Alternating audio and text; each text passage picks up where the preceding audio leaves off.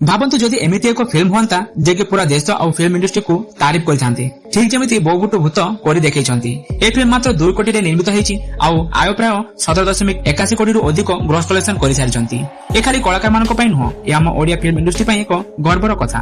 ବାବୁସାନ ଆଜି ପ୍ରମାଣ କରି ଦେଖେଇଛନ୍ତି ଯେ ଓଡିଆ ଫିଲ୍ମଟି କୌଣସି କ୍ଷେତ୍ରରେ କମ୍ ନୁହଁ ବୋଲି।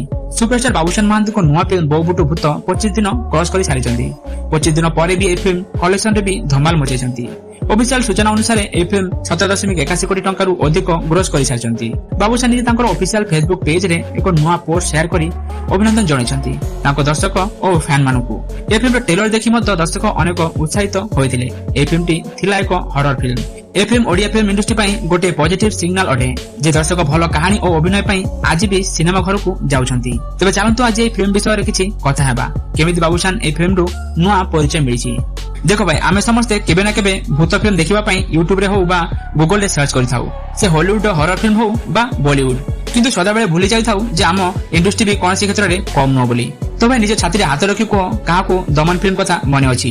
ସେ ଗୋଟେ ଗାଉଁଲି ଅଞ୍ଚଳର ଲୋକାଲ ଭାଷାରେ ତିଆରି ଛୋଟ ଓଡିଆ ଫିଲ୍ମ ଥିଲା, ଯେ କି ପୁରା ଇଣ୍ଡଷ୍ଟ୍ରିକୁ ହଲେଇ ରଖି ଦେଇଥିଲେ। କଣ୍ଟେଣ୍ଟ ଇଜ ଦ କିଙ୍ଗ ଯଦି ଲେଖାଯାଏ ତାହେଲେ ସର୍ବପ୍ରଥମେ ଦମନର ନାମ ନିହାତି ଆସିବ। କିନ୍ତୁ ଦମନର ପାୱାରଫୁଲ ସବଜେକ୍ଟ ଆଉ କାହାଣୀ ତାଠୁ ବି ଡବଲ ପାୱାରଫୁଲ ସିନେମା ବନେଇଛନ୍ତି ସୁପରଷ୍ଟାର ବାବୁସାନ ମହାନ୍ତି। ଗୋଟେ ନୂଆ ସିନେମା ଯେ କି ହିଷ୍ଟ୍ରି କ୍ରିଏଟ କରିଛନ୍ତି, ନମ୍ବର 1 ଓଡିଆ ଫିଲ୍ମର ନାମ ହାସଲ କରିଛି। କଲେକ୍ସନ ଆଉ କଣ୍ଟେଣ୍ଟ ଦୁଇଟା ଯାକ ଏହା ଦର୍ଶାଉଛି ଯେ ବୋଉବୁଟୁ ଭୂତ ଜାଗା ଆଜକୁ 10 ବର୍ଷ ଭିତରେ କେହି ବି ନେଇପାରିବ ନାହିଁ।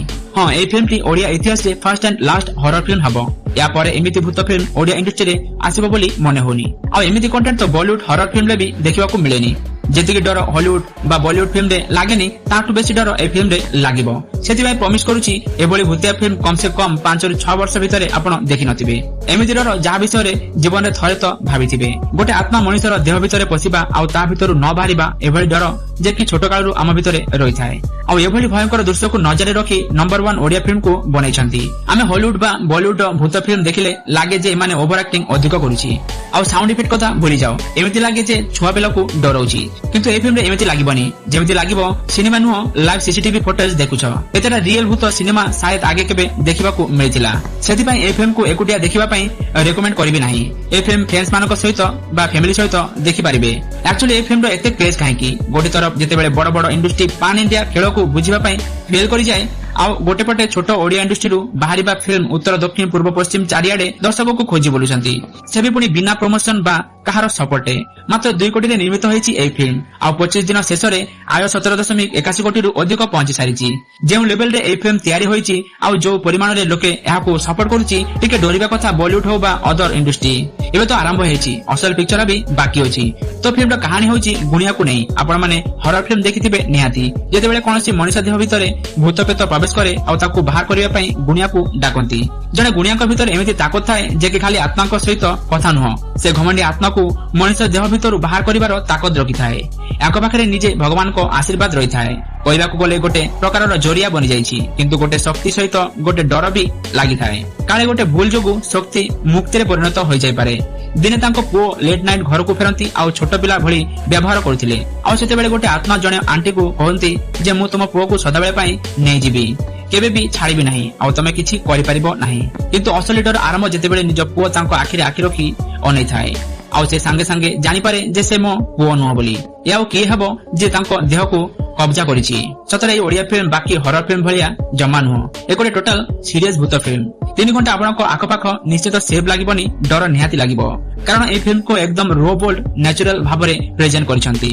ଫିଲ୍ମର ଷ୍ଟୋରି ଏତେ ମାତ୍ରାରେ ରିଏଲିଷ୍ଟିକ ହେଇଛି, ମାନେ ଭୂତ ପ୍ରେତଠୁ ବେଶୀ ଆପଣଙ୍କୁ ଷ୍ଟିଙ୍ଗ ଲାଗିବ ଏହାର କାହାଣୀ। ଆଉ ଶେଷରେ କ୍ଲାଇମ୍ୟାକ୍ସରେ ଅଛି ସରପ୍ରାଇଜ। ଆପଣ ବିଲକୁଲ ଏକ୍ସପେକ୍ଟ କରିପାରିବ ନାହିଁ ଯେଉଁ ପ୍ରକାରରେ ମା ପୁଅର କେମିଷ୍ଟ୍ରିକୁ ଆଗକୁ ବଢେଇଛନ୍ତି। ଏହି ଫିଲ୍ମ ହରର ଲେଭେଲ 1 ରୁ ଆରମ୍ଭ କରି 10 ଯାଏଁ ଅଟକି ଯାଏ। 3 ଘଣ୍ଟା ପରେ ମୁଁ ନିଜକୁ ବିଶ୍ୱାସ କରିପାରୁନି ଯେ ମାତ୍ର 2 କୋଟିରେ ଏଭଳି ଫିଲ୍ମ କେମିତି ନିର୍ମିତ କଲା, ଯେ କି ସାୟଦ 200 କୋଟିରେ ବି ଆଚିଭ କରିବା କଷ୍ଟକର।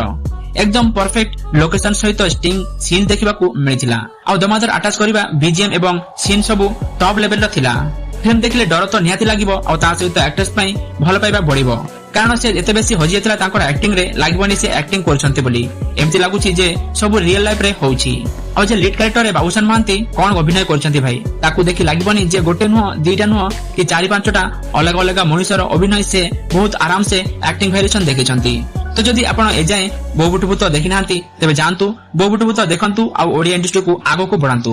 तेबे वीडियो आज को पाए एतिकी। जदि वीडियो भल लागिता गोटे लाइक कर देबे, चैनल नुआ चले सब्सक्राइब करी बेल आइकन को ऑल कर नेबे। देखा बाबा को नुआ वीडियो रे से पहुंच रहली। जय जगन्नाथ।